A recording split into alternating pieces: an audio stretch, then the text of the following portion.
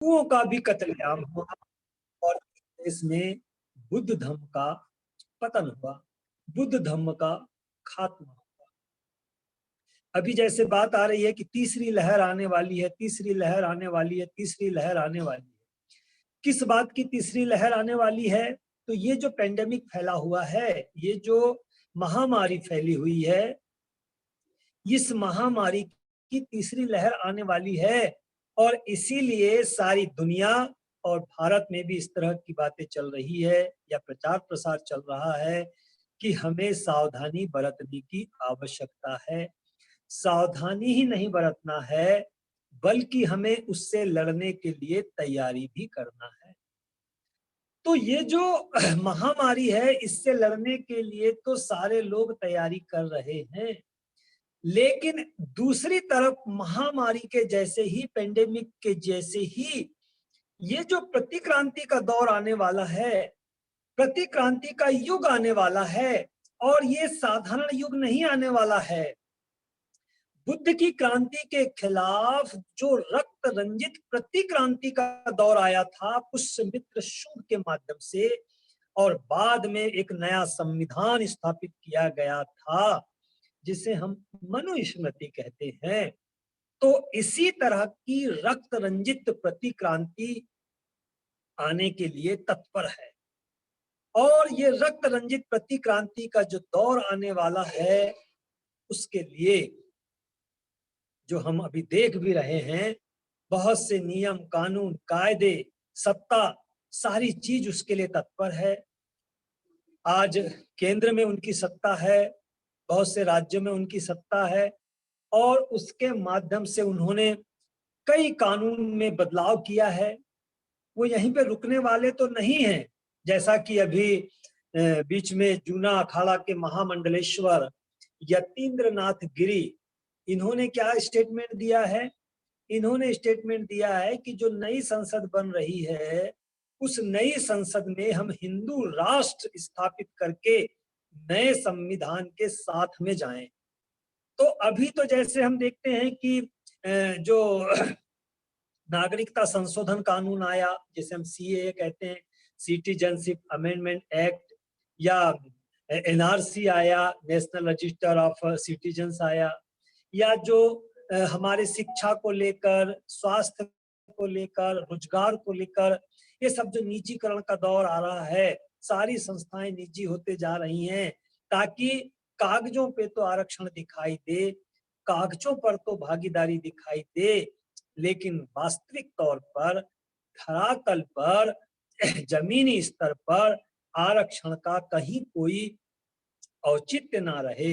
ये इस तरह का जो हम अपने आंखों के सामने ही देखते चले जा रहे हैं, जबरन धर्मांतरण के मुद्दे उछाले जा रहे हैं, मॉब लिंचिंग हो रहा है, दलितों को, आदिवासियों को, ईसाइयों को, मुसलमानों को किसी को पेड़ से बांधकर मारा जा रहा है, किसी के घर में घुसकर मारा जा रहा है, जबरदस्ती बलात्कार की घटनाएं हो रही हैं। कश्मीर का हम देखते हैं जहां से 370 की धारा हटा दी गई है। जो अंधविश्वास के खिलाफ आंदोलन चला रहे थे महाराष्ट्र में, केरल में, जो दाभोलकर हुए, पानसरे हुए, कालबुर्गी हुए, गौरी लंकेश हुए, जिनकी हत्याएं कर दी गई, और ये यही रुकने वाली सब नहीं है। ये जो हम अपनी आंखों के सामने देख रहे हैं, जो भी चल रहा है, और सत्ता के लिए वो इतने लालायित हैं, इतने लालायित है कि कोविड-19 को भी उन्होंने नजरअंदाज किया, जिसे हम महामारी कह रहे हैं। देखते ही देखते लाखों लोग जो यानी काल कवलित हो गए, जो यानी शिकार हो गए। गंगा नदी में लाशें बह रही थी, हजारों शमशान घाट में 8-8, 10-10 घंटे के लिए वेटिंग चल रही थी। इतनी मौतें होने के बावजूद भी जो प्रतिक्रांति को स्थापित करना चाहती है, रक्त रंजित प्रतिक्रांति को स्थापित करना चाहती है, उसने भी कोविड को या कोरोना महामारी को नजरअंदाज करके, मध्य प्रदेश में हो तो सब मध्य प्रदेश में सत्ता का परिवर्तन किया, चाहे छल से, षड्यंत्र से, जिसे वो अपने धर्म ग्रंथों के माध्यम से साम दाम दंड भेद कहते हैं। जिसे वो चाणक्य नीति कहते हैं, किसी भी कीमत पर सत्ता चाहिए। तो मध्य प्रदेश में उन्होंने कोरोना को नजरअंदाज करके सत्ता को इन्होंने स्थापित किया। पश्चिम बंगाल में हम देखते हैं कि कोरोना महामारी पूरी फैली हुई थी, उसके बावजूद भी सारी केंद्र सरकार और प्रदेशों के बड़े बड़े प्रतिनिधि बंगाल में जाकर बड़ी बड़ी रैलियों को अंजाम दे रहे थे। तो ये जो प्रतिक्रांति को स्थापित करना चाहते हैं पुनः, तो ये लोग जो हैं इस समय बहुत ज्यादा लालायित हैं, बहुत ज्यादा मेहनत कर रहे हैं, बहुत ज्यादा कार्य कर रहे हैं। तो ऐसे समय ये जो प्रतिक्रांति, जैसे कहते हैं ना कि तीसरी लहर आने वाली है, तीसरी लहर आने वाली है, तो हमें इस बात, ये इंग्लैंड नहीं है, ये अमेरिका नहीं है, ये चीन जापान नहीं है, ये म्यांमार या श्रीलंका या नेपाल नहीं है, ये भारत है, जहां पर इस क्रांति का उदय हुआ था, जहां पर बाबा तथागत सम्यक संबुद्ध ने समता का, समानता का, बंधुत्व का, भाईचारे का, न्याय का, या ये इस तरह का जो संदेश, जिसे हम सामाजिक संदेश कहते हैं, या बाबा साहब अम्बेडकर ने कहा है ये सामाजिक संदेश है, जिसे बाबा साहब अम्बेडकर ने कानूनी दर्जा दिया, कानूनी मान्यता दी, संवैधानिक दर्जा दिया, और संविधान की प्रस्तावना में ही उन्होंने ये जो बुद्धिस्ट कॉन्सेप्ट है समता, स्वतंत्रता, बंधुत्व और न्याय का, उसे उन्होंने प्रस्तावना में ही शामिल कर दिया। और शामिल ही नहीं किया, अंत में क्या लिखा प्रस्तावना में कि ये जो समता का सिद्धांत है, ये जो स्वतंत्रता का सिद्धांत है, ये जो बंधुत्व का सिद्धांत है, ये जो न्याय का सिद्धांत है, हम इसे आत्मार्पित भी करते हैं, इसे हम अंगीकृत भी करते हैं, हम इसे स्वीकार करते हैं, हम इसे इस तरह का, इसको स्वीकार करके इसके साथ जीने का प्रयास करेंगे।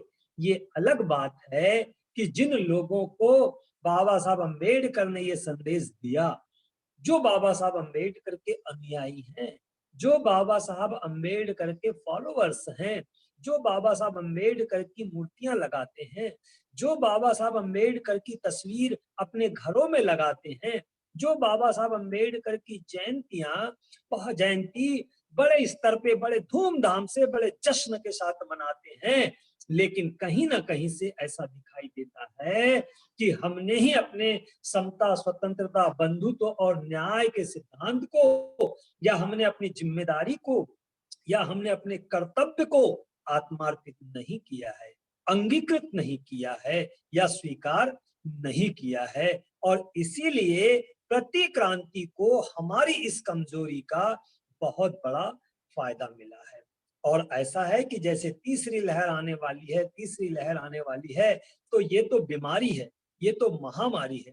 आज नहीं तो कल वैज्ञानिक इसकी दवाई खोज लेंगे, इसके टीके निकाल लेंगे, और ये बीमारी जो है ये खत्म हो जाएगी। लेकिन जो रक्त रंजित प्रतिक्रांति आने वाली है, जिसके लक्षण हमको दिखाई दे रहे हैं, जैसे प्रतिक्रांति की हमें 3 किताबों का हमें ध्यान रखना चाहिए। प्रतिक्रांति की 3 किताबें, जिससे हम अच्छे से प्रतिक्रांति को समझ सकते हैं कि वो रक्त रंजित कैसी होगी। तो एक प्रतिक्रांति के दौर की किताब रही है मनुस्मृति। मनुस्मृति को भी हम समझते हैं, देखते हैं, जानते हैं, पढ़ते हैं, और उससे हमको ये एहसास होता है कि इनके दिलों में किस तरह के समाज व्यवस्था का आकलन है। इसी तरह से दूसरी जो किताब है, उस दूसरी किताब का नाम आनंद मठ है। आनंद मठ को जब आप पढ़ेंगे तो आप समझ सकते हैं, जो लगभग 1175 ईसा में ये जो लिखी गई है, तो बंकिम चंद्र चट्टोपाध्याय ने इस किताब को लिखा है आनंद मठ, जिसका ये गान करते हैं वंदे मातरम, जिसे उन्होंने राष्ट्रगीत भी बना दिया है वंदे मातरम को। तो ये वंदे मातरम जो लिया गया है, ये आनंद मठ से ही लिया गया है। जब आप आनंद मठ को पढ़ेंगे तो आप समझ सकते हैं कि प्रतिक्रांति के जो वाहक हैं, वो किस तरह से रक्त रंजित प्रतिक्रांति स्थापित करना चाहते हैं। वो साधारण तरीके से या उपदेशों से स्थापित नहीं करना चाहते हैं, जैसे बुद्ध ने किया। बुद्ध ने उपदेशों से, अपने भिक्षु संघ के माध्यम से किया, लेकिन उनके पास किसी प्रकार की हिंसा या शोषण या अत्याचार या कत्लेआम इस तरह का सुझाव नहीं था। लेकिन ये जो प्रतिक्रांति है, ये प्रतिक्रांति ये समझ के हमें चलना चाहिए कि ये भारत है और इस भारत में प्रतिक्रांति किसी भी हद को पार करने के लिए तत्पर है। इसी तरह से तीसरी किताब जो है, जब आप पढ़ेंगे तो आप समझ सकते हैं कि प्रतिक्रांति किस किस रूप में अपना कार्य कर रही है। तो तीसरी किताब जो है वो है गुजरात हादसे की हकीकत। मोदी के राज में, नरेंद्र मोदी के राज में गुजरात में जो कांड हुआ, जहां पर क्या कहते हैं कि कत्लेआम हुआ मुस्लिम समाज का, किस तरह से हुआ, तो जब आप उस किताब को पढ़ेंगे गुजरात हादसे की हकीकत, तो उस किताब के माध्यम से आप समझ सकते हैं। और गुजरात में जो दंगे हुए, गुजरात में जो शासन और प्रशासन ने मिलकर जो वहां पर कार्य किया, तो उससे हम समझ सकते हैं कि भारत में किस तरह की प्रतिक्रांति स्थापित होने वाली है। तो जैसी तीसरी लहर महामारी की आने वाली है, इसी तरह से प्रतिक्रांति भी आने वाली है। और उसके लिए हमारे पास में या तो सोच नहीं है, और सोच भी है तो उसके लिए हम किसी प्रकार की कोई तैयारी करना नहीं चाहते हैं। जब तक हम तैयारी नहीं करेंगे, जैसे वैज्ञानिक लगे हुए हैं, जैसे डॉक्टर्स लगे हुए हैं कि इस महामारी से हमें लड़ना ही है, महामारी को हमें जमींदोज करना ही करना है, महामारी को हमें किसी भी कीमत पर खत्म करना ही करना है, तो जो भी सावधानियां बरती जा सकती है, वो सारी सावधानियां बरतने के सुझाव बोलो या निर्देश बोलो या डायरेक्शंस बोलो, वो दुनिया को दिए जा रहे हैं। और उसके अलावा पूर्ण रूप से खत्म करने के लिए सारे वैज्ञानिक लगे हुए हैं। तो इसी तरह से ये जो प्रतिक्रांति आने को तत्पर है, प्रतिक्रांति आना चाह रही है, तो ऐसे समय हमें सावधानी बरतने की भी आवश्यकता है, उससे लड़ने के लिए तैयारी करने की आवश्यकता है। यदि हम ऐसा नहीं करेंगे और केवल हम ये सोचते रहेंगे कि कुछ नहीं हो सकता, कुछ नहीं हो सकता, तो हम एक प्रकार से भ्रम में पड़े हुए रहेंगे। और फिर एक दिन ऐसा आएगा, एक दिन ऐसा आएगा कि हमें प्रायश्चित करने का भी मौका नहीं मिलेगा, हमें किसी तरह का कोई भी काम करने का मौका भी नहीं रहेगा, हम चारों तरफ से असहाय हो जाएंगे। तो असहाय होने के पहले, या हम मजबूर होने के पहले, या हम कोई कार्य नहीं करने के पहले, आज से, अभी से, चाहे हम करें या कोई भी करें, लेकिन जो तैयारी है वो तैयारी करना बहुत जरूरी है। अन्यथा वक्त हाथ से निकल जाएगा।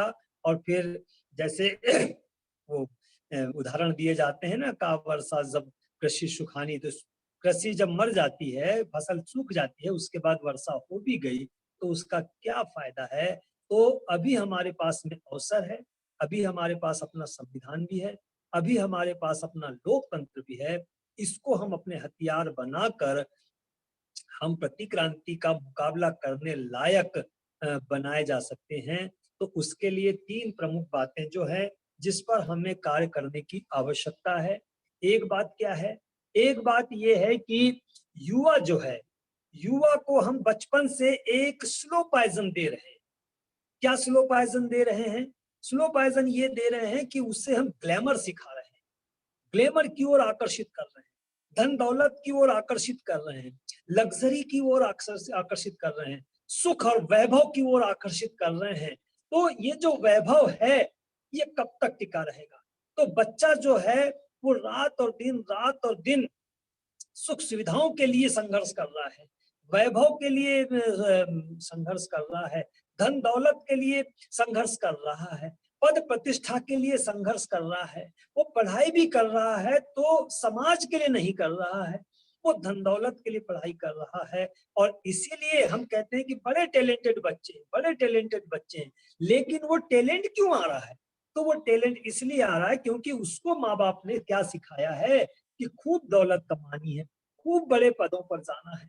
तो ये जो युवा वर्ग है, ये समाज की ओर आकर्षित नहीं है, अपने धर्म की ओर आकर्षित नहीं है, हमारे बाबा साहब के मिशन की ओर आकर्षित नहीं है, ये वैभव की ओर आकर्षित है, ये सुख सुविधाओं की ओर आकर्षित है, ये ग्लैमर की ओर आकर्षित है, ये लग्जरी की ओर आकर्षित है, ये सुख सुविधाओं की ओर आकर्षित है। तो ये जो आकर्षण है, इस आकर्षण की वजह से युवा जो जिसमें बड़ा जज्बा होता है, वो किसी भी संगठन में दिखाई नहीं देता है। तो ये युवा जो है, इसको धम्म की ओर आकर्षित करना, मूवमेंट की ओर आकर्षित करना, ये एक बहुत बड़ी चुनौती है। ये साधारण बात नहीं है कह देना कि युवाओं को आना चाहिए, युवाओं को आना चाहिए। तो ये साधारण बात नहीं है। ये एक बहुत बड़ी चुनौती है कि युवा धम्म की ओर आकर्षित होना चाहिए। बुद्ध तो राजा के बेटे थे, उसके बावजूद भी उन्होंने किस तरह का जीवन यापन किया, जीवन का लक्ष्य क्या बनाया, ये बहुत महत्वपूर्ण है। यदि हम बुद्ध को मानते हैं, कबीर को यदि हम मानते हैं, हम कबीर पंथी भी हैं, तो कबीर को जब हम मानते हैं, तो कबीर ने कौन सा रास्ता चुना, ये बहुत महत्वपूर्ण है। क्या उन्होंने धन वैभव का रास्ता चुना? क्या बुद्ध ने धन वैभव का रास्ता चुना? क्या सुख सुविधाओं का बुद्ध ने रास्ता चुना? हम संत रविदास जी को देखते हैं, तो क्या संत रविदास जी ने सुख सुविधाओं का रास्ता चुना, वैभव का रास्ता चुना, ग्लैमर का रास्ता चुना, सुख सुविधाओं का रास्ता चुना? संत घासीदास जी को हम देखते हैं, ज्योतिबा फुले जी को देखते हैं, नारायण गुरु जी को देखते हैं, पेरियार रामास्वामी नायकर जी को देखते हैं, बाबा साहब अम्बेडकर जी को देखते हैं, चोखा मेला को देखते हैं, नंद नार को देखते हैं। जितने भी संत हुए, गुरु हुए, महापुरुष हुए, महामानव हुए, अंतिम कड़ी में हम साहब कांसीराम जी को भी जब देखते हैं, तो क्या उन्होंने धन वैभव को चुना? क्या उन्होंने सुख सुविधाओं का रास्ता चुना? क्या उन्होंने ग्लैमर का रास्ता चुना? नहीं चुना। तो हम जो है अपने बच्चों को जो सिखा रहे हैं, हम अपने घर में तस्वीर जरूर लगा रहे हैं महापुरुषों की, महामानवों की। और कोई कहता है मैं बुद्ध का अनुयायी, कोई कहता है मैं कबीर का अनुयायी, कोई कहता है मैं संत रविदास जी का अनुयायी, कोई कहता है मैं घासीदास जी का अनुयायी, कोई कहता है मैं ज्योतिबा फुले का अनुयायी, कोई कहता है मैं बाबा साहब का अनुयायी, कोई कहता है मैं कांसीराम जी का अनुयायी। लेकिन सारे लोग अपने बच्चों को धन दौलत सिखा रहे हैं, ग्लैमर सिखा रहे हैं, लग्जरी सिखा रहे हैं, वैभव सिखा रहे हैं, सुख सुविधाएं सिखा रहे हैं। और उस वजह से हमारे बच्चे जो है उसी ओर अग्रसर होते जा रहे हैं, उसी ओर अग्रसर होते जा रहे हैं। इस ओर उनका आकर्षण नहीं है। लेकिन जो प्रतिक्रांति है, प्रतिक्रांति ने ऐसी व्यवस्था बनाई है, ऐसा रास्ता बनाया है कि उनके समाज के युवा जो हैं, वो कोई 20 साल की उम्र से, कोई 16 साल की उम्र से, कोई 25 साल की उम्र से उस क्षेत्र को चुन रहे हैं। चाहे अटल बिहारी वाजपेयी जैसे लोग हों, चाहे मोहन भागवत जैसे लोग हों, चाहे नरेंद्र मोदी जैसे लोग हों। तो ये इस तरह के जो लोग हैं, जो जवानी से ही, युवा अवस्था से ही उस रास्ते को चुन रहे हैं। और इसीलिए प्रतिक्रांति बड़ी तेजी से कामयाब होती जा रही है। और ये चुनौती है, ये साधारण बात नहीं है। युवाओं को अपनी ओर लाना, उनके लिए रास्ता बनाना पड़ता है। जब तक हम रास्ता नहीं बनाएंगे, तब तक युवा इस ओर आकर्षित नहीं होगा। हम केवल ये कह देंगे कि युवाओं को आना चाहिए, युवा नहीं आएगा। रास्ता बनाने के लिए उन्हें सुरक्षा देना, समाज में उनको ज्यादा सम्मान देना, ये दो महत्वपूर्ण बिंदु होते हैं युवाओं के लिए।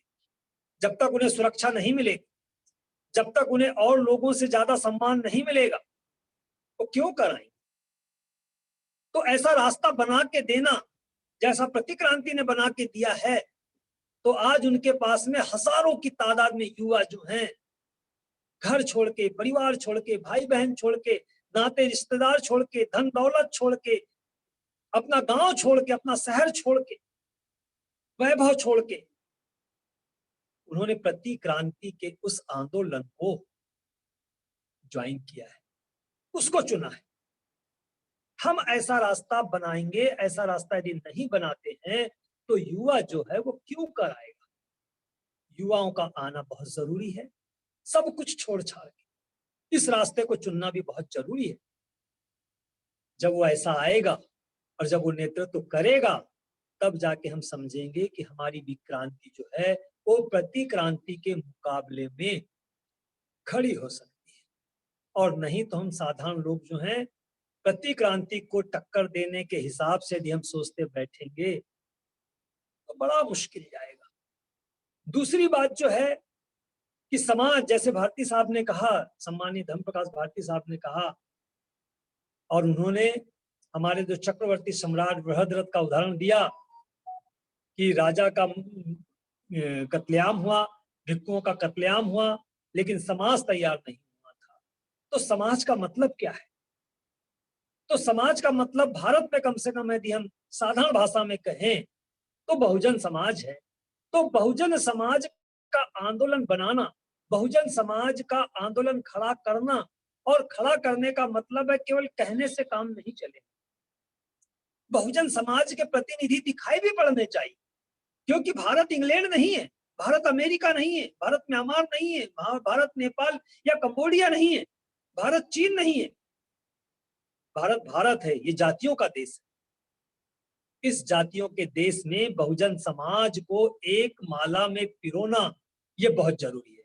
तो जैसे एक माली जब माला बनाता है तो गुलाब का फूल भी दिखाई देता है, गेंदे का फूल भी दिखाई देता है, चमेली का फूल भी दिखाई देता है। तो अलग अलग किस्म के फूलों से जब वो माला बनाता है तो हर फूल की उसमें अपनी अहमियत दिखाई देती है।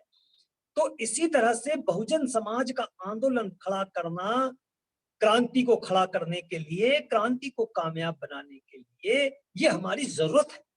ये किसी और की जरूरत नहीं है, ये हमारी जरूरत, ये हमारी आवश्यकता है कि हम इसे बहुजन समाज का आंदोलन बनाएं, और माली की तरह बहुजन समाज के सारे प्रतिनिधि जैसे माला को सुशोभित करते हैं, ऐसे ही हमारी इस क्रांति को या हमारे इस आंदोलन को सुशोभित करें। दूसरी चीज, तीसरी बात जो है, जो बहुत महत्वपूर्ण है, कि बुद्ध ने, जैसे हम कहते हैं कि बुद्ध को ज्ञान प्राप्त कहाँ हुआ? बुद्ध को ज्ञान प्राप्त बोध गया में हुआ, लेकिन बोध गया से 200 मील दूर, 300 मील दूर बुद्ध पैदल गए। किस बात के लिए गए?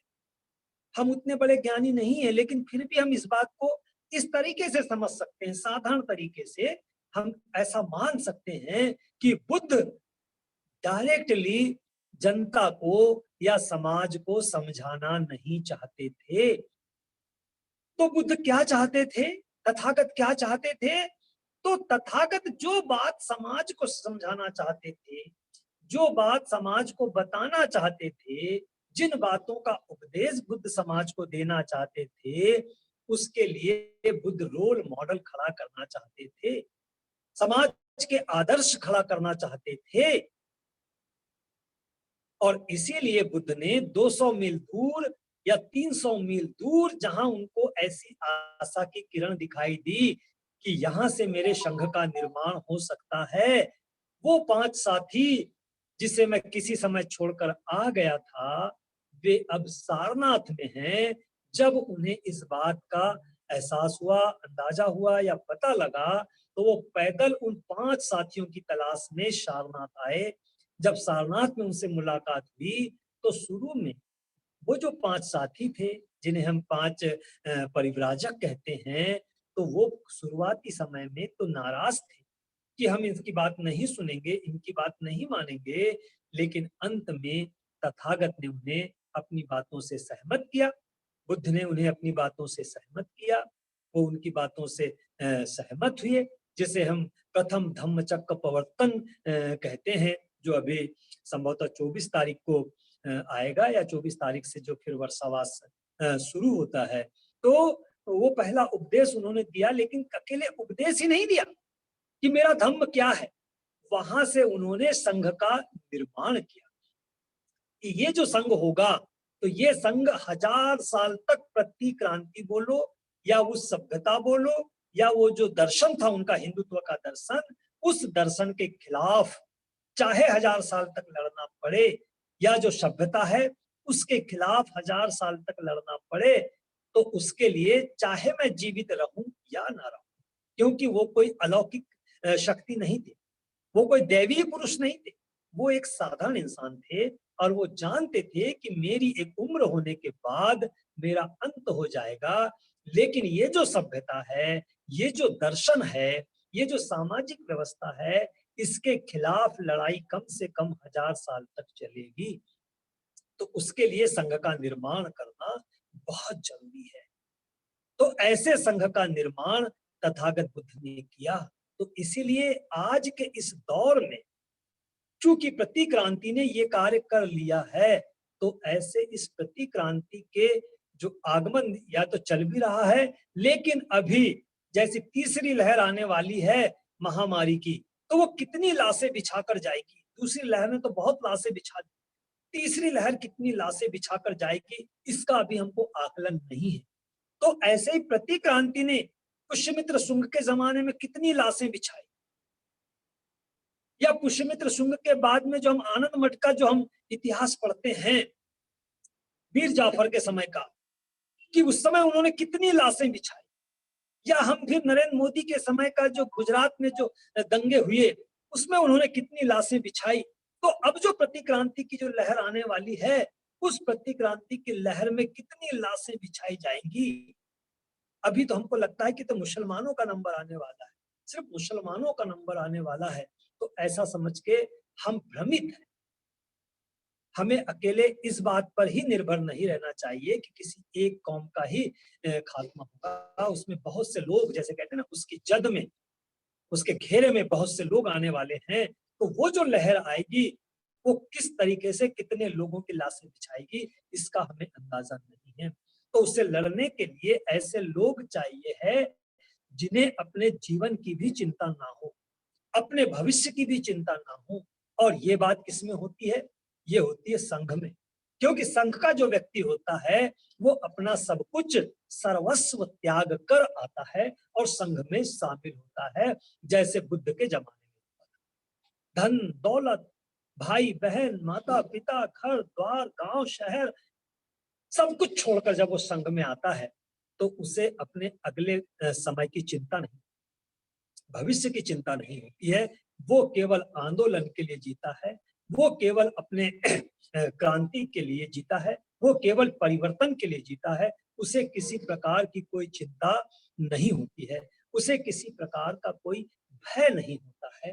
तो इसीलिए साथियों, ये जो बाबा साहब ने जैसे मजबूत संगठन की बात किया, मजबूत समाज की बात किया, मजबूत समाज कौन सा कहलाता है? जो आंधी और तूफान में भी विचलित ना हो। तो बाबा साहब अम्बेडकर ने कहा कि 2500 साल पहले बुद्ध ने एक मजबूत समाज की खोज किया था। वो समाज किस बात पे खड़ा था? जो चार जो खंबे जिसको हम कहते हैं, जिस पर जैसे एक टेबल होता है या एक पलंग होता है, वो चार खंभों पे टिका होता है। तो इसी तरह से जो आदर्श समाज है, बुद्ध का जो आइडियल सोसाइटी है, वो आइडियल सोसाइटी भी समता पे खड़ी थी, स्वतंत्रता पे खड़ी थी, बंधुत्व पे खड़ी थी, न्याय पे खड़ी थी। तो वो मजबूत समाज कहलाता है। तो इसी तरह से मजबूत संगठन भी किसे कहा जाएगा? तो मजबूत संगठन जो आंधी में, तूफान में, कितनी भी कठिन से कठिन परिस्थिति आ जाए, तो वो जो संगठन है वो कभी भी हार मानने वाला ना हो। उसे किसी भी लोभ में, लालच में, भय में, संकट में फंसाया ना जा सके। उसकी खोज बुद्ध ने 2500 साल पहले की थी, जिसे बाबा साहब अम्बेडकर ने बुद्ध और उनके धम्म में समझाया है, या बुद्धार कार्ल मार्क्स में समझाया है। तो ऐसा संघ बनाना भी बहुत जरूरी है जहां युवा हो, युवा अपना सर्वस्व त्याग कर, जैसे अपने जो जिसे हम वर्षावास कहते हैं या प्रथम धम्मचक्र प्रवर्तन कहते हैं, जहां से संघ की शुरुआत हुई, तो ऐसे संघ का निर्माण करना भी बहुत जरूरी है। और नहीं तो हम छोटे छोटे कार्यों में, छोटे छोटे कार्यों में समय व्यतीत करते जाएंगे, व्यतीत करते जाएंगे, व्यतीत करते जाएंगे। लेकिन जब प्रतिक्रांति की महामारी आक्रमण करेगी, और वो साधारण रूप से नहीं करेगी, वो रक्त रंजित होगी। बाबा साहब अम्बेडकर ने भी लिखा है कि भारत का इतिहास, वो बहुत बड़े इतिहासकार थे। बाबा साहब अम्बेडकर बहुत बड़े इतिहासकार थे, उन्होंने इतिहास की जानकारी इकट्ठा की। और बाबा साहब अम्बेडकर ने इतिहास के बारे में बताया है कि भारत का जो इतिहास है वो केवल ब्राह्मणवाद और बुद्धिज्म के बीच का रक्त रंजित इतिहास है, और कुछ नहीं है। तो ये तो रक्त रंजित इतिहास रहा है, तो आने वाले दौर में भी रक्त रंजित भविष्य दिखाई सा पड़ रहा है। और इसीलिए ऐसे संघ का निर्माण करना जहां युवा जो हैं उनके लिए रास्ता बना कर देना, ये हमारी जरूरत है, ये हमारी आवश्यकता है, यह हमारी मजबूरी भी है। जहां वो सर्वस्व त्याग करके जब इस क्षेत्र में आएंगे, ये क्षेत्र चुनेंगे, जीवन का इसे वो लक्ष्य बनाएंगे, और जब हम उन्हें सुरक्षा भी देंगे, जब हम उन्हें सम्मान भी देंगे, तो मैं समझता हूं कि जो बच्चे आज ग्लैमर की ओर आकर्षित हैं, जो बच्चे आज धन दौलत की ओर आकर्षित हैं, जो बच्चे आज बड़े बड़े नौकरियों की ओर आकर्षित हैं, जो बच्चे आज पद और प्रतिष्ठा के लिए आकर्षित हैं, आज नहीं तो कल वो इस क्षेत्र के लिए भी आकर्षित होंगे। और वही माता पिता जो आज कहते हैं बच्चों को कि बड़ी नौकरी पर जाना है, खूब पैसा कमाना है, कल को वो माता पिता भी जब बच्चा इस क्षेत्र में आएगा और ऐसे संघ के लिए अपने आप को समर्पित करेगा, तो माता पिता भी गौरवान्वित होंगे कि हमारे बच्चे ने एक अच्छा रास्ता चुना है। तो उसके लिए ये रास्ता बनाकर देना, ये हमारी जिम्मेदारी है, बहुत जरूरी भी है, क्योंकि भविष्य जो है वो इस तरह का हमको दिखाई दे रहा है।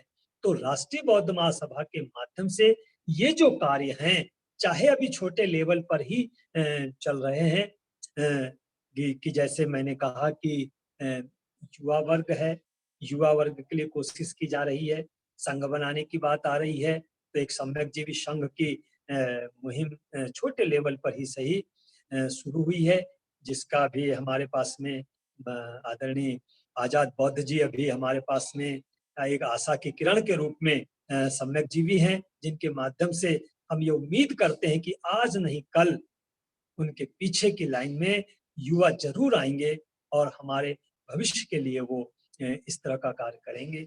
बहुजन समाज बनाने की भी जैसे बात आती है, तो आज राष्ट्रीय बौद्ध महासभा में सभी वर्ग के लोग, चाहे शेड्यूल कास्ट से हों, चाहे आदिवासी वर्ग से हों, चाहे पिछड़े वर्ग से हों, और यहाँ तक कि मुस्लिम वर्ग के भी कार्यकर्ता जो अब बौद्ध होकर, ये तो भारतीय व्यवस्था के हिसाब से हम SC ST या OBC या मुस्लिम ईसाई कह रहे हैं, लेकिन बौद्ध होकर वो राष्ट्रीय बौद्ध महासभा के साथ कार्य कर रहे हैं। तो ये छोटे छोटे स्तर पर ही सही, लेकिन राष्ट्रीय बौद्ध महासभा ने ये कार्य शुरू किया है। बड़े पैमाने पर जब ये दिखाई देगी समाज को या देश को या अंतर्राष्ट्रीय स्तर तक ही जब ये संदेश जाएगा कि इस तरह का कार्य राष्ट्रीय बौद्ध महासभा ने शुरू कर दिया है, तो मैं समझता हूँ कि सफलता बड़े पैमाने पर हमारे हाथ आ सकती है। तो साथियों, ये इस तरह का आज ये मीटिंग के अवसर पर ये इस तरह की बातें भी रखना मुझे लगा कि बहुत जरूरी है। और ऐसा यदि होता है, तो जैसे बाबा साहब अम्बेडकर ने कहा कि अधिकार तो अधिकार होते हैं, लेकिन कर्तव्य उससे ज्यादा महत्वपूर्ण होते हैं।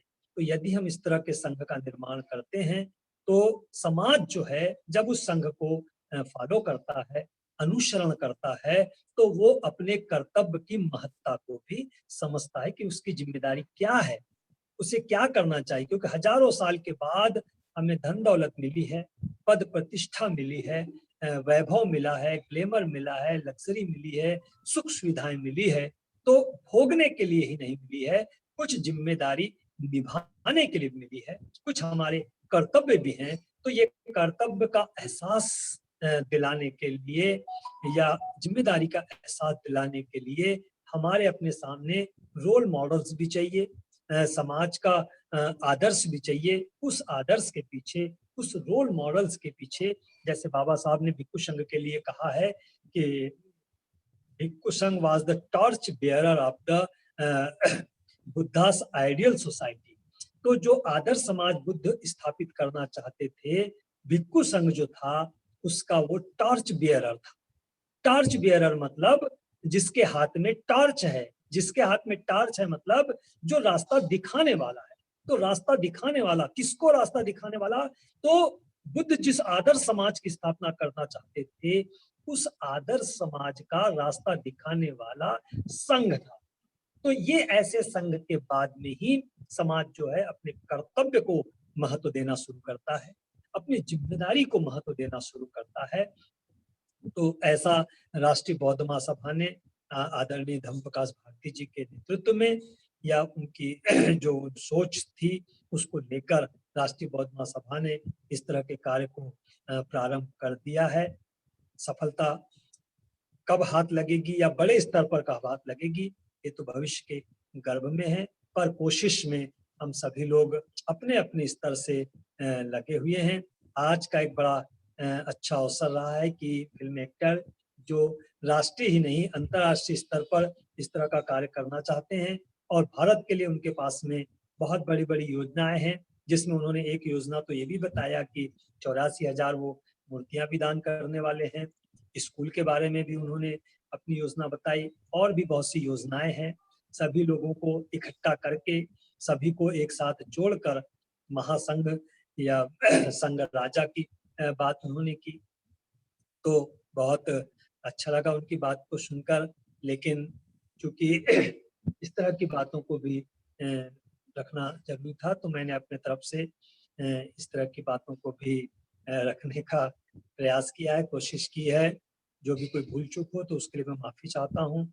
आप सभी लोगों ने मुझे ध्यान से सुना, उसके लिए मैं आपका बहुत बहुत शुक्रिया अदा करता हूँ, साधुवाद देता हूँ, धन्यवाद करता हूँ। और भविष्य में जो बाबा साहब अम्बेडकर ने इस तरह का जो विचार रखा है अपनी किताबों के माध्यम से, उस पर गंभीर होकर जो भी हमारे समर्थक हैं, राष्ट्रीय बौद्ध महासभा के पदाधिकारी हैं, राष्ट्रीय बौद्ध महासभा के सदस्य हैं, राष्ट्रीय बौद्ध महासभा के शुभचिंतक हैं, सभी लोगों ने मिलकर गंभीर होकर केवल मनोरंजन के लिए नहीं, जैसे बाबा साहब की एक किताब का उदाहरण याद आता है कि people like to entertain thoughts, लोग विचारों का केवल मजा लेते हैं, तो विचारों का केवल मजा नहीं लेना है, हमें गंभीरता पूर्वक इन मसलों पर विचार करते हुए समस्या का निराकरण भी करना है।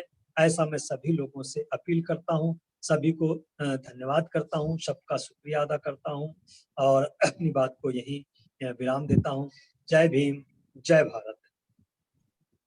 बहुत बहुत साधुवाद माननीय आचार्य साहब, आपने निर्माण कार्य के साथ साथ सुरक्षा और चिंता और चुनौतियों के लिए हमको प्रेरित किया है। कोई भी निर्माण कार्य को पूर्ण करने के साथ साथ उनकी सुरक्षा रखना भी और उसको भविष्य में यथावत निरंतर बना रखने के लिए भी हमको इस पर सोचना चाहिए गंभीर होकर। आपके लिए बहुत बहुत साधुवाद साहब। अब मैं आज के कार्यक्रम के आभार उद्बोधन के लिए माननीय संस्थापक महोदय 5 मिनट आप भी बोल दो, 5 मिनट अभी है टाइम जी, 15 मिनट है अपने पास। जी जी। आज एक महत्वपूर्ण दिवस रहा है और राष्ट्रीय बौद्ध महासभा के समक्ष सभी साथियों ने हमारे 3 महान शख्सियतों को सुना। माननीय गगन मलिक साहब, इन्होंने देश के बुद्धिस्टों के साथ साथ विदेश के बुद्धिस्टों को भी एक संघ की जो कल्पना की है, उसी संघ की कल्पना के लिए संकल्पना के साथ राष्ट्रीय बौद्ध महासभा पिछले 2007 से कार्य कर रही है। माननीय सुधीर दास सिंह जो हमारे दिल्ली से धम्म मोटिवेटर हैं, जो संघ की संकल्पना है, जो संविधान के पहले शब्द हैं be the people of India, जो पीपल ऑफ इंडिया हैं, वह भी उनको एक बी द पीपल के नाम से एकत्रित होकर और ईमानदारी से कार्य करने के लिए हम सबको मोटिवेट किया और धम्म के बारे में बता रहे हैं। राष्ट्रीय बौद्ध महासभा की भी यही विचारधारा है। जैसे कि राष्ट्रीय बौद्ध महासभा कार्य कर रही है और भी संस्थाएं कार्य कर रही हैं, लेकिन इन संस्थाओं के कार्य दिखते क्यों नहीं है, इस प्रकार की चिंता माननीय सुधीर दास साहब अपने डेली जो प्रबोधन होता है उनका 8 से 10 बजे तक जूम मीटिंग पर बी द पीपल इंडिया पे, तो एक छोटा सा जोक है, मैं सुनाना चाहता हूं कि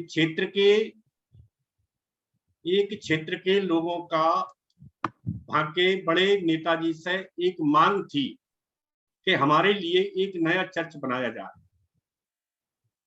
तो नेताजी ने बोल दिया कि बिल्कुल नया चर्च आपका बना दिया जाएगा। और नया चर्च बना दिया जाएगा, वह नया चर्च पुराने चर्च के स्थान पर ही बनेगा, क्योंकि आपकी भावनाओं का सम्मान रखते हुए नया चर्च पुराने चर्च के स्थान पर ही बनाया जाएगा। और पुराने चर्च का जो पवित्र सामान है, वो पवित्र सामान भी नए चर्च में लगाया जाएगा। तो जनता बहुत खुश हुई कि पुराने चर्च का सामान नए चर्च में लगाया जाएगा। अंत में नेताजी क्या बोलते हैं कि जब तक नया चर्च नहीं बन जाएगा, जब तक पुराना चर्च गिराया भी नहीं जाएगा। तो जनता ने और तालियां बजाई। तो इस प्रकार के संगठनों के जो बहुत सारे कार्य हैं, इस प्रकार से गुमराह करते हैं कि जब तक नया चर्च नहीं बन जाएगा, जब तक पुराना चर्च आपका नहीं गिराया जाएगा, और नए पुराने चर्च का सामान हम नए चर्च में ही लगाएंगे। तो ये दो बातें आपस में एक दूसरे को काटती हैं, ये कार्य नहीं हो सकते। तो इस प्रकार की जो समाज के बीच भ्रांतियां जाती हैं, और समाज देखते देखते 1956 से लेकर अब तक बहुत कुछ उनकी आंखों के जो नूर थे या पानी था या आशा थी, वह सब सूख गई। तो इस प्रकार की आशाओं से हमें समाज को उबारना है, संरक्षण भी देना है। और जो हम भारत के लोग हैं, वास्तव में लोगों को लोगों जैसा दिखना चाहिए, ऐसे संविधान की अवधारणा है। तो इस संगठन के माध्यम से ही गंभीर होकर हमको इस कार्य पे कार्य करना है। यही आज हम सबका उद्बोधन में रहा है 3 महान हस्तियों का। हम इसका कंक्लूजन माननीय संस्थापक राष्ट्रीय अध्यक्ष महोदय जी से चाहते हैं। तो माननीय, मेरा आपसे अनुरोध है कि आप इसका कंक्लूड करें और आभार व्यक्त करें। माननीय धर्मप्रकाश पाठक। पुनः सभी संत गुरुओं को नमन करते हुए मैं बहुत बहुत आभार व्यक्त करना चाहता हूं अपने राष्ट्रीय आचार्य आदरणीय इंजीनियर किशोर साहब का। आज उन्होंने जो बातें हमारे बीच में रखी, देश के बीच में रखी, क्रांति की प्रतिक्रांति, और बड़ी गहराई से बड़ा गंभीर चिंतन उन्होंने किया और उसका कंपैरिजन किया तीसरी लहर से। और स्पष्ट शब्दों में हमारे राष्ट्रीय आचार्य साहब ने कहा कि तीसरी लहर, आज देश चिंतित है। कोरोना की तीसरी लहर आने वाली है। देश के सारे वैज्ञानिक, दुनिया के सारे वैज्ञानिक, दुनिया के सारे मेडिकल के वैज्ञानिक, दुनिया की शासन प्रशासन की सारी ताकतें, सारी शक्तियां उस लहर से मुकाबला करने के लिए अभी से तैयारी कर रही। एक बात स्पष्ट उन्होंने और कही कि हमारा वैज्ञानिक, हमारा डॉक्टर आज नहीं तो कल इस कोरोना जैसी महामारी का इलाज ढूंढ ही लेंगे, इससे खत्म कर ही देंगे। ये निश्चित रूप से सही है और ऐसा हमें विश्वास रखना भी चाहिए, क्योंकि इससे पहले भी अनेक बीमारियां आई हैं पूरी दुनिया में और आज उनका नामो निशान नहीं है, खत्म कर दी गई है और बहुत आसान उनका इलाज आज वैज्ञानिकों ने, मेडिकल साइंस ने उसको तैयार कर दिया। लेकिन चिंता जो उन्होंने जाहिर की, जिससे भारत का प्रत्येक बुद्धिजीवी, कल के कार्यक्रम में भी मैंने उसके बारे में बोला था कि जो बुद्धिजीवी है, जो दूरदर्शी है, जो पारदर्शी है, जिसको आभास होता है, जिसका मस्तिष्क जागा हुआ है, वो ये महसूस कर रहा है कि मनुवाद की तीसरी जो लहर होगी, जिसे चिल्ला चिल्ला कर आज लोग कह रहे हैं हिंदू राष्ट्र, नई संसद में नई संविधान के साथ प्रवेश करना, ये बहुत बड़ी चुनौती की बात है और बहुत बड़े पैमाने पर इस पे चिंतन के उपरांत इसका इलाज करने की जरूरत है। चिंतन करने की जरूरत है, लेकिन केवल चिंतन भर से ही काम चल जाएगा यह संभव नहीं है। इसका इलाज करने की जरूरत है। और ये इलाज हम कब कर सकते हैं? इस लोकतंत्र के रहते, इस संविधान के रहते हमें इसका इलाज करने की पूरी पूरी ताकत प्राप्त है, पूरे पूरे अधिकार प्राप्त। और जब ये लोकतंत्र नहीं रहेगा, ये संविधान नहीं रहेगा, तो हम निहत्थे हो जाएंगे। हमारे पास कोई अस्त्र शस्त्र नहीं होगा, बोलने की आजादी ही खत्म कर दी जाएगी। तो बलपूर्वक सैनिक शक्ति के माध्यम से, गोली बंदूक और तोप की शक्ति के माध्यम से भयंकर भयंकर मुसीबतों का मुकाबला करना हो, ऐसा स्पष्ट आदरणीय राष्ट्रीय आचार्य जी ने अपने संबोधन में संकेत दिया।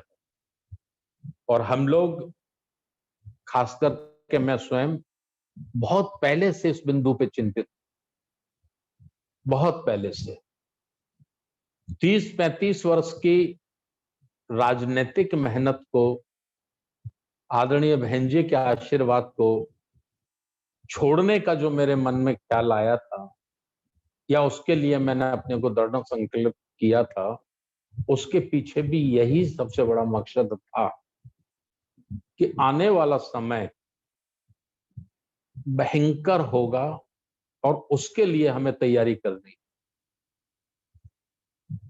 कई साथी मुझे फोन करके कहते हैं कि साहब बड़ी तेजी से राष्ट्रीय बौद्ध महासभा संगठन का स्ट्रक्चर खड़ा कर रही है। मैं कहता हूं ये सही है। हम लोग रातों दिन चिंतित हैं, रातों दिन हमें सिर्फ और सिर्फ ये चिंता रहती है कि जितना जल्दी हो सके कैडर वेश के आधार पे, प्रशिक्षण के माध्यम से हम सामाजिक संगठन को खड़ा करें।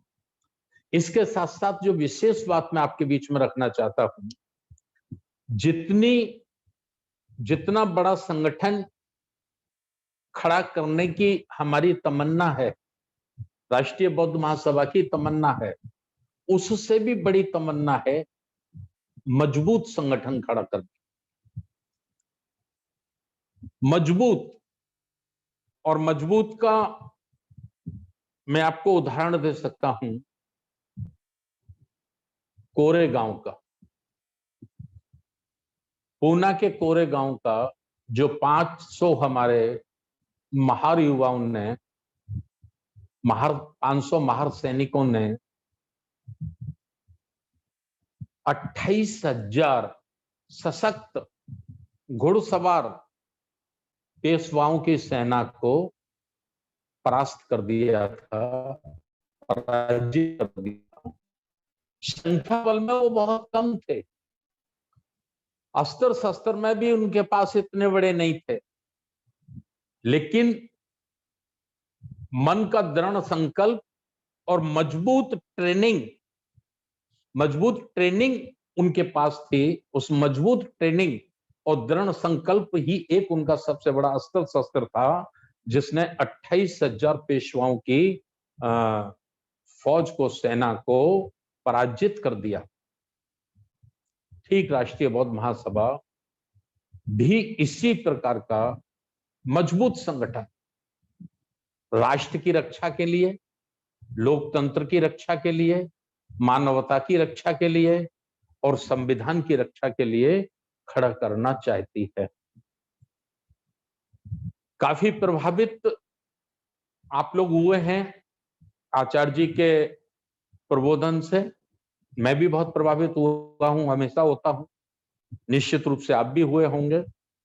तो जो भी प्रभावित हुए होंगे, जैसा उन्होंने कहा कि आज हम अपने बच्चों को धन, दौलत, ग्लैमर, लग्जरी लाइफ की ओर मोटिवेट कर रहे हैं।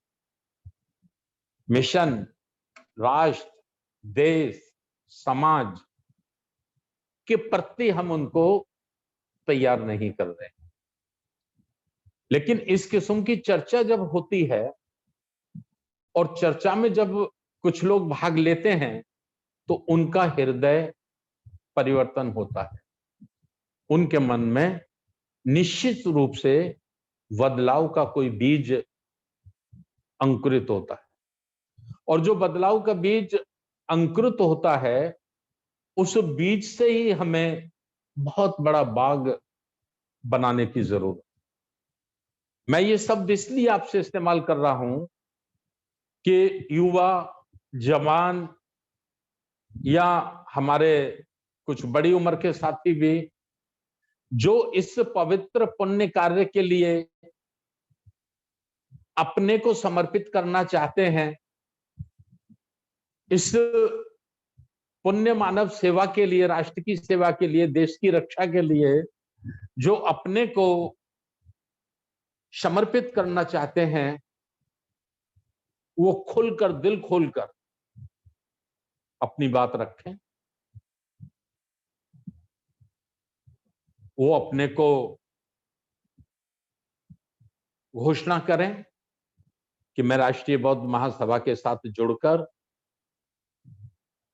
बुद्ध, फूले, साहू, अंबेडकर और मान्यवर कांशीराम साहब की विचारधारा, महापुरुषों की विचारधारा के लिए, राष्ट्र की रक्षा, देश की रक्षा के लिए, धम्म की रक्षा के लिए अपने जीवन को समर्पित करना चाहता हूं।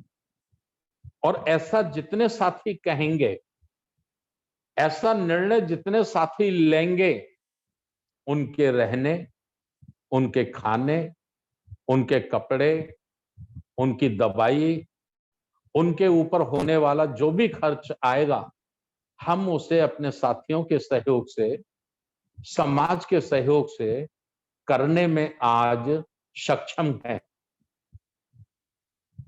100% हम इस बात से सक्षम हैं कि हम ये व्यवस्था कर सकते हैं। तो समय ना गमाएं, टाइम ना लगाएं, कम ही सही, कम संख्या में ही सही शुरुआत करिए।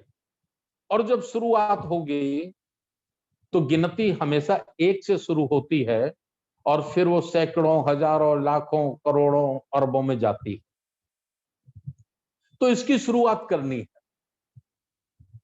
जैसा मैं आपको बता दूं, 2005 में जब मैं एमएलसी था, कुछ घटनाएं मेरे जीवन में हुई पार्टी स्तर से, तो मुझे लगा कि मैं अब धम्म के लिए मुझे काम करना चाहिए। राजनीति में 20-25 वर्ष लगा दिए, बहुत है, पूरी जवानी लगा दी। अब शेष समय हमें धम्म के प्रचार प्रसार में लगाना चाहिए। तो मैं अपने साथियों से बात करता रहता था।